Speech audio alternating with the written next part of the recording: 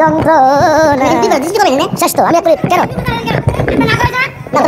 বসেন বসেন আপনার করেন না আমি করি বসেন বসেন মিলাদ এবং কিয়ামের বিরুদ্ধে অতীতে অনেকে অনেক ধরনের কথা বলেছে, কেউ টিকে থাকতে পারেনি। আল্লাহর নবীর সালাতু সালাম শুধু ওই করিমগঞ্জ কিশোরগঞ্জে না, শুধু বাংলাদেশে না, শুধু পৃথিবীতে না, সাত আসমান সাত জমিন কুল কায়নাতে আমার নবীর সালাতু সালাম চলে, ঠিক কিনা বলে? শুধু মানব দানব নয়, ফেরেশতা দিয়েও আল্লাহ নবীর সালাতু সালাম পড়ায়। আমাদের সুন্নি জামাতের একজন তরুণ বক্তা কিশোরগঞ্জে করিমগঞ্জ থানায় সম্ভবত একটা মাহফিলে গিয়েছেন। তিনি আলোচনার শেষে রসুলে পাকের মহব্বতে কিছু মুসল্লি যারা আছে শ্রোতাবৃন্দ তাদের নিয়ে দাঁড়ায়া সালাম দিচ্ছেন, সালাম দিয়েছেনও, কিন্তু এর মাঝে স্টেজে দেখলাম দুইজন লোক ওই কিয়ামের ভিতরেই ওনার কিয়ামটা নবীজির সালামটা বন্ধ করে দিছে। হ্যাঁ, তো বন্ধ করে দিয়া উনি আবার বক্তৃতা দেওয়ার জন্য বলতেছে আমি 5 মিনিট বক্তব্য দেব। আচ্ছা আপনারা বলেন, বক্তব্য বড় না নবীর সালাম বড়? এই লোক কত বড় বেয়াদব! আল্লাহর নবীর সালাম বন্ধ করে দিয়ে সে বক্তৃতা দিতে চায়, এর মতো বেয়াদব এই জমিন আর হতে পারে না, ঠিক কিনা বলেন? তুমি বক্তৃতা দাও, একটু পরে দাও। যদি মনে করেন ওই বক্তাও বলতেছে যে আপনারা সালাম দিয়েন না কিন্তু আমরা দেই, তার ভিতরে একটা মহব্বত যে আমি তো বাড়াবাড়ি করতেছি না, আপনাদের তো বাধ্য করতেছি না যে দাঁড়ায় সালাম দিতেই হবে, তো বলছি না, আমরা দেই আপনারা দিয়েন না। সে চাইতেছে যে শান্তি শৃঙ্খলা বজায় থাকুক, কিন্তু এটা সে মানতে রাজি না। ইনস্ট্যান্ট কিয়ামের ভিতরে মাইক সরায় দিয়েছে। আমি কিশোরগঞ্জের নবী প্রেমিকদেরকে বলবো, বাংলাদেশ ওলি আল্লাহর দেশ, এটা নবীর প্রেমিকদের দেশ। এই দেশে নবীজির সালাতু সালাম ছিল, আছে, থাকবে, ঠিক কিনা বলে? নবীজির সালাতু সালাম বন্ধ করে দিয়েছে। আমি আহ্বান করছি কিশোরগঞ্জের যত সুন্নি মুসলমান, সব দরবারের সব সুন্নি মুসলমান, যেখানে আমার নবীজির সালাতু সালাম বন্ধ করেছে, আপনাদের উপর ইমানি দায়িত্ব সেখানে পুনরায় নবীজির সালাতু সালাম দেওয়া। আইন প্রশাসনের অনুমতি নিয়ে আপনারা সেখানে মাহফিলের আয়োজন করেন। হাদিয়া দেওয়া লাগবে না, গাড়ি ভাড়াও দেওয়া লাগবে না, আমরা যাব। আমরা সেই মিলাদে নবীজিকে দাঁড়ায় সালাম দিব আপনাদের সাথে। কেউ যদি কিতাবপত্র নিয়ে নবীজির সালাতু সালামের বিরুদ্ধে বাহাস করতেও চায়, প্রশাসন যদি সে অনুমতি দেয়, সেই গ্রামে প্রয়োজনে বাহাস হবে। আমার নবীজির সালাতু সালাম বন্ধ হতে দেওয়া যাবে না। আমরা কাউকে বাধ্য করি না, কিন্তু নবীজির মহব্বতে আহ্বান করি। নবীজির সালাতু সালাম আমরা চাই, এটা নবীর মহব্বতের সাথে জড়িত। আপনি সালাম দিতে মনে চায় না, আপনি দিয়েন না, এটা আপনার ব্যক্তিগত ব্যাপার। কিন্তু আরেকজন যদি নবীজিকে সালাম দেয়, তাহলে এটা বন্ধ করার, বাধা দেওয়ার অধিকার আপনার নাই। মিলাদ এবং কিয়ামের বিরুদ্ধে অতীতে অনেকে অনেক ধরনের কথা বলেছে, কেউ টিকে থাকতে পারেনি। আল্লাহর নবীর সালাতু সালাম শুধু ওই করিমগঞ্জ কিশোরগঞ্জে না, শুধু বাংলাদেশে না, শুধু পৃথিবীতে না, সাত আসমান সাত জমিন কুল কায়নাতে আমার নবীর সালাতু সালাম চলে, ঠিক কিনা বলে? শুধু মানব দানব নয়, ফেরেশতা দিয়েও আল্লাহ নবীর সালাতু সালাম পড়ায়। সে মিলাদের কিয়ামকে বন্ধ করে দেওয়ায় আমরা তীব্র নিন্দা এবং এটার প্রতিবাদ জানাচ্ছি।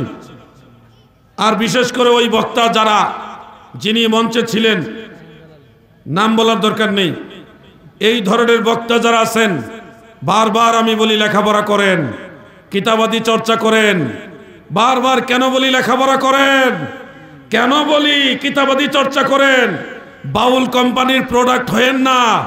এই গজল দিয়ে চলবো না, খালি গজল দিয়ে চলবো না, কোরআন হাদিসও পড়তে হবে, গজলও গাইতে হবে, দুইটাই লাগবে। লেখাপড়া বাদ দিয়ে খালি কিচ্ছা কাহিনী আর বাউল গান নিয়ে কয়দিন চলবেন? আলাউদ্দিন জাহাদিরের গালি দেন সময় মজা লাগে। এই যে পরিবেশগুলিতে গিয়ে নবীজির সালাতু সালামের পক্ষে একটা কঠিন হুঙ্কার দিতে পারেন নাই, এটা আমাদের জন্য লজ্জাজনক। এই জন্য তরুণ আলেমদের ভালোভাবে কোরআন হাদিস পড়ালেখা করতে হবে, ঠিক কিনা বলেন? কইলি তো আবার গায়ে নিয়ে নেন, কেন বলি লেখাপড়া করেন, খালি ওই বাউল গ্রুপের সাথে মিলে বাউল কোম্পানির প্রোডাক্ট হয়, লেখাপড়া করতে চায় না। আরেকজন principal Allama M A Jalil রহমতুল্লাহ আলাইহি হতে চায় না, আরেকজন আওলাদে রাসূল সৈয়দ আবেদ শাল মাদানী হতে চায় না, বড় আলেম হইতে চায় না, হইতে চায় বাউল। কেন? এগুলি করে করে তো আমাদের অনেক ক্ষতি করছেন আপনারা। হাদিয়ার জন্য মাহফিল করে নবীজির মহব্বতে আপনারা মিলাদে দাঁড়াইছেন, কেন ওখানে একটা চ্যালেঞ্জ দিয়ে আসতে পারেন না সামনে যে মিলাদ হবে, আপনি সালাম দিয়েন না, হবে, বন্ধ করবেন কেন? যদি এটা বিরোধিতা করেন তাহলে আমাদের সাথে কোরআন হাদিস নিয়ে বসেন। আমরা যখন টাঙ্গাইলে বাহাসে যাই, এই ধরনের কিছু বাউল কোম্পানির সমর্থক মৌলবীরা আমাদের কয় যে আপনারা যে শর্তে বাহাসে যাচ্ছেন এই শর্তে জিততে পারবেন না। আমাদেরকে ভয় দেখায়। কারা? ওয়াহাবিরা না, আমরা বাউল গ্রুপের সদস্য। তা আমি জিজ্ঞাসা করলাম কোন শর্তটা আমরা জিততে পারবো না? কই যে ওনারা বলছে কোরআন হাদিসের আলোকে, শুধু কোরআন এবং হাদিসের আলোকে দলিল দিতে হবে, এর বাইরে দলিল চলবে না। তাই বলে এই শর্তটা কি শুধু আমাদের একলা না তাদেরও? কোনো উভয় পক্ষেরই। তো উভয় পক্ষের হলে আমরা কোরআন হাদিস দিয়ে মিলাদ কিয়ামের পক্ষে দলিল দিতে পারবো, ওইটার ক্যাপাসিটি আমরা আছে। কিন্তু কোরআন এবং হাদিস থেকে সরাসরি মিলাদ কিয়ামের বিরুদ্ধে কোনো দলিল তারা দিতে পারবে না, এইটা শিওর। কারণ শর্ত তো আমাদের জন্য একলা না, তাদেরও তো শর্ত নাকি? কোন ইজমা কিয়াস মুস্তাহিদের দলিল দিয়া ওনাদের কোনো যুক্তি ওখানে দিতে পারবে না। অতএব ওনারা যদি শুধু কোরআনের উপরেও চলে যায় তাও আমরা দলিল দিতে পারবো। আমাদের দলিল আছে, কোরআনেও আছে, হাদিসও আছে, ইজমা কিয়াসে না গেলেও আমাদের অসুবিধা নাই। আপনারা, আমরা জায়েজ প্রমাণ করব কোরআন হাদিস দিয়া, আপনারাও কোরআন এবং শুধু কোরআন এবং কোরআন হাদিস দিয়া আপনারা নাজায়েজ প্রমাণ করতে হবে। কোনো ফিকহের কিতাব দিয়া দলিল দিতে পারবেন না, কোনো উসুল দেখাইতে পারবেন না। কারণ কোরআন হাদিসের বাইরে তো দলিল মানেন না।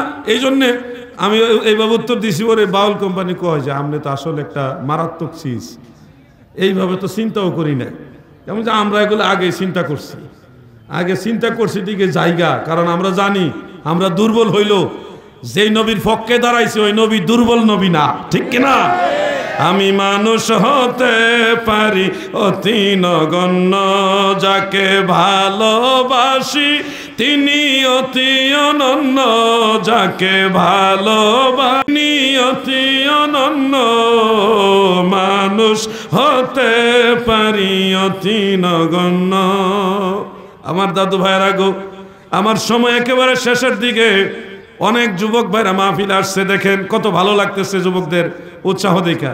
ওরা সবাই দাঁড়ায় রয়েছে, মানে জুতা চুরি হওয়ার সম্ভাবনা আছে, তো এই জন্য সবাই বসে না আর কি। জুতাগুলি নিয়ে জুতার উপরে বসে যান, আমার অনুরোধ আর কি। মেহমান হিসেবে আপনাদের আহ্বান করতেছি, বসলে মাহফিলটা আরো সুন্দর দেখা যাবে। আল্লাহ তাদের বসার তৌফিক দেন, বলেন আমিন। মহব্বতে বলেন আমিন। আমি আরো দুইটা আমলের কথা বলেই আলোচনাটা শেষ করবো ইনশাআল্লাহ। দুইটা আমলের কথা বললে কি বিরক্ত হবেন? এই আমলগুলি আপনাদের জানতে হবে। অনেক আমল আছে, যেমন আমার জাকের ভাইরাও এখানে আছে, এই যে জাকের ভাই আমার সামনে বসছে। আমরা ওলি আল্লাহ মানি, আল্লাহর ওলিদেরকে অন্তর থেকে ভালোবাসি। পীর কেবলা আজম হুজুর সম্পর্কে আমার বক্তব্য স্পষ্ট, হুজুর কেবলা আল্লাহর ওলি, কোনো সন্দেহ নাই। আপনারা সবাই শুনতেছেন, কোনো লৌকিকতা না। আমার পীর কেবলা আজম হুজুর তিনি আল্লাহর ওলি, কোনো সন্দেহ নাই। কিন্তু হুজুরের নামে যে সমস্ত কুফুরি আকিদা, ভণ্ডামি আকিদাগুলি বই পুস্তকে ওই নসিহতে ঢুকাই দেওয়া হয়েছে, এগুলি হুজুরের না। তারা হুজুরের নামে এগুলি চালাই দিয়েছে। তুমি দুই নাম্বারই করবা, তোমার নামে করো, তোমার বাপ দাদার নামে করো, তুমি আমার পীরের নামে কেন করো? আমাদের কথা হলো এটা, আমরা নবী মাটির তৈরি না, আমরা নবী নূরের তৈরি। কথা ঠিক কিনা বলেন? এরা হুজুর কেবলার নামে নসিহত বইয়ের মধ্যে লেখা দিছে নবীজি সহ সব নবীরা মাটির তৈরি। অথচ আমার পীর কেবলা জান জীবনে কোনোদিন নবীকে মাটির তৈরি বলে নাই, এরা চালাই দিছে। আমার নবীজি নাকি নিরক্ষর, নাউজুবিল্লাহ বলেন। নিরক্ষর মানে হলো অক্ষর জ্ঞানহীন, অক্ষর চিনে না, আলিফ বা তা সা চিনে না, ক খ গ ঘ অক্ষরে চিনে না, ওই লোকেরা বলা হয় নিরক্ষর। আল্লাহর হাবিব রাহমাতুল লিল আলামিন নবী নাকি নিরক্ষর, এই কথা চালাই দিয়েছে হুজুরের নামে তারা।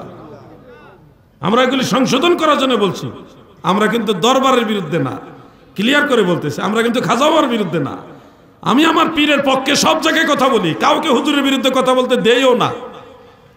আমার পীরের বিরুদ্ধে কাউকে কথা বলতে দেইও না, কিন্তু কোনো প্রকার ভণ্ডামি সমর্থন করা যাবে না। আমার জাকের ভাই আমারে ভালোবাসে, আমিও জাকের ভাইদের ভালোবাসি। কেন ভালোবাসবো না? তোরে ভালোবেসে মোরয়ে হলো জাতক লোমানো গেল হে রসুল। আগে জানতাম যদি তোরে ভালোবেসে দুঃখে যাবে আমার সুখের জীবন ভেসে। আল্লাহর ওলিদেরকে ভালোবাসবেন, কিন্তু কোনো মাজারের সেজদা দিবেন না, এটা মনে রাখবেন। আল্লাহর ওলির মাজার জিয়ারত করবেন, আদবের সাথে বসবেন, ইসালে সওয়াব করবেন, ফাতিহা শরীফ পড়বেন, মাজারের কাছে গিয়ে ওনার উসিলা দিয়ে আল্লাহর কাছে চাইবেন। দেওয়ার মালিক আল্লাহ, আল্লাহর ওলি হইল উসিলা। কথা ঠিক কিনা ভাই? কোনো মাজারের সেজদা দেওয়া যাবে না। আপনি জান ইমামে রব্বানী দরবার শরীফে যুগের সর্বশ্রেষ্ঠ আলেম আওলাদের রাসূল আল্লামা সৈয়দ আবেদ শাহ আল মাদানী, যার নাম শুনলেই সবাই স্তব্ধ হয়ে যায়, মারহাবা বলেন। উনি নিজের ইচ্ছাই বাংলাদেশে আসেনি। আবেদ শাহ আল মাদানী ছিলেন মদিনার বাসিন্দা। আল মাদানী মদিনার বাসিন্দা। সেখান থেকে আল্লাহর রাসূল সাল্লাল্লাহু আলাইহি ওয়াসাল্লাম স্বপ্নে যুগে বলেছে, হে আবেদ শাহ, তোমাকে আমি আল মাদানী, তোমাকে আমি আদেশ দিলাম তুমি ভারতবর্ষে যাও, সেখানে গিয়ে আমি রাসূলের দাওয়াত পৌঁছায় দাও। সুবহানাল্লাহ বলেন। সেই মদিনার বাসিন্দা আওলাদের রাসূল আল মাদানী আবেদ শাহ রহমাতুল্লাহ আলাইহি চলে আসলেন ভারতবর্ষে। সেই জামে আহমদিয়া চট্টগ্রামের এবং হাজীগঞ্জের চাঁদপুরে ইমামে রব্বানী দরবারে তৎকালীন সময়ে আহলুস সুন্নাহ ওয়াল জামাতের খেদমত সর্বত্র প্রচার করেছেন। হুজুরের মোকাবেলা করার মতো দ্বিতীয় কোনো আলেম ওই জামানায় ছিল না। তৎকালীন সময়ে আল্লামা গাজী আকবর আলী রেজভী সাহেব রহমাতুল্লাহ আলাইহি, তৎকালীন সময়ে আল্লামা আব্দুর রহমান হানাফি রহমাতুল্লাহ আলাইহি, তৎকালীন সময়ে আল্লামা শামসুল উলামা সাহেব কেবলা ফুলতলি রহমাতুল্লাহ আলাইহি, তারা যুগের বড় বড় আলেম ছিলেন। ওনাদের সাথে আওলাদের রাসূল সৈয়দ আবেদ শাহ আল মাদানী রহমাতুল্লাহ আলাইহির গভীর সম্পর্ক ছিল। ঠিক কিনা ভাই? কেউ হুজুরকে অসম্মান করতেন না, ভালোবাসতেন, শ্রদ্ধা করতেন। সেই আবেদ শাহ আল মাদানী রহমাতুল্লাহ আলাইহির কাছে এক গ্রুপ গেছে, যে বলতেছে, হুজুর কুমিল্লাতে বাহাস চলতেছে, 3 দিন ধরে বাহাস হইতেছে, সম্ভবত 3 দিন। এই 3 দিনে বাহাসে এখন পর্যন্ত কোনো কুল কিনার হয়েছে না। এক পক্ষের দাবি মিলাদ শরীফ মুস্তাহাব, আরেক পক্ষের দাবি মিলাদ শরীফ বেদাত। এখন দুই পক্ষই যার যার দলিল দিতেছে, কিন্তু কোনো পক্ষেই জয় পরাজয় কোনোটাই হচ্ছে না। আবেদ শাহ আল মাদানী রহমাতুল্লাহ আলাইহি বললেন, আমি এই দুই পক্ষের কারো পক্ষেই না। কোজতেল আমনে কার পক্ষে? আমি মুস্তাহাবের পক্ষেও না, বিদাতের পক্ষেও না, আমি ওয়াজিব হওয়ার পক্ষে। মিলাদ শরীফ ওয়াজিব, ওইটার পক্ষে। এখন যারা হুজুরের কাছে গেছে তারা চিন্তাত পড়ে গেছে।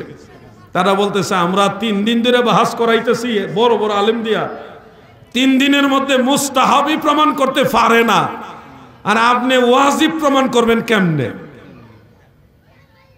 আমি যেমনে প্রমাণ করার হেমনি করবো, আমি গেলে আমি ওয়াজিবের পক্ষে, এই দুই গ্রুপের কারো পক্ষে আমি না। তখন হুজুরে লয়ে গেছে। আওলাদের রাসূল ওখানে গেলেন, যাওয়ার পরে বাহাসের মাঝখানে কথা উঠলো। একটা উসুল দিয়া, মাত্র একটা উসুল মূলনীতি দিয়া বাহাস শেষ। অঙ্ক সমাধান করতে একটা সূত্রই যথেষ্ট। কি ছাত্র ভাইরা? বীজগণিত পাটিগণিত যেটাই বলেন, অঙ্কটা সমাধান করতে একটা সূত্রই যথেষ্ট।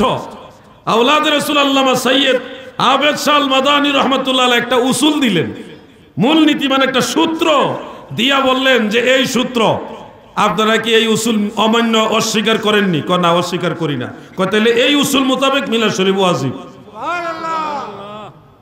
উসুলটা কি জানেননি?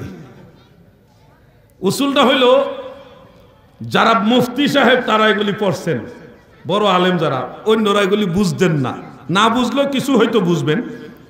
ইস্তেমালুন নাস হুজ্জাতুন ইয়াজিবু আমালু বিহা, যারা বুঝার তারা বুঝে ফেলেছেন।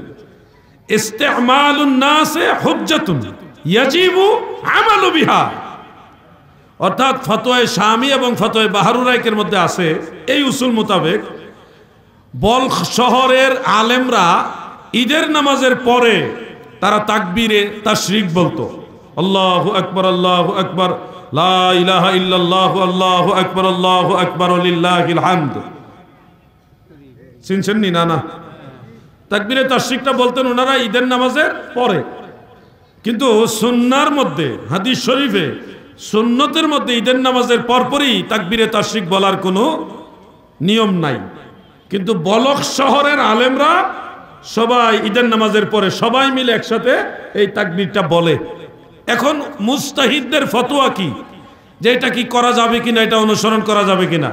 তখন ওই উসুল মোতাবেক, কোন উসুল? ওই যে একটু আগে যেটা বললাম, এই উসুল মোতাবেক সব মুজতাহিদরা রায় দিলেন যে যেহেতু বড় বড় ফকিরা, আলেমরা, মুহাদ্দিসরা, ইমামরা ইনারা এটা আমল করছে এবং সবাই এটা মানছে, কোনো ধরনের বিরোধিতা ছিল না, সেহেতু এটা মানাও যাবে, করাও যাবে, বরং তাদের অনুসরণ করা পরবর্তী উম্মতের জন্য ওয়াজিব। মারহাবা বলেন।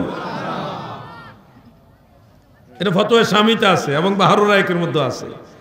এই উসুলটাই হলো আওলাদ রাসূল আল্লামা আবেদ শাহ মাদানী রহমাতুল্লাহ আলাইহি একটা লাইন শুধু কইছে, এক লাইনে বাহাস শেষ। এই হলো আল্লামা আবেদ শাহ আল মাদানী, যার নাম শুনলে ওয়াহাবিরা থর থর করে কাঁপতো। এমন জাইয়দ মাহের আলেম ছিল, এমন একটা সিলসিলার সাথে আমাদের সম্পর্ক হয়েছে, সেই আওলাদ রাসূলের সিলসিলার সাথে আমি গুনাহগারের নিসবত হয়েছে।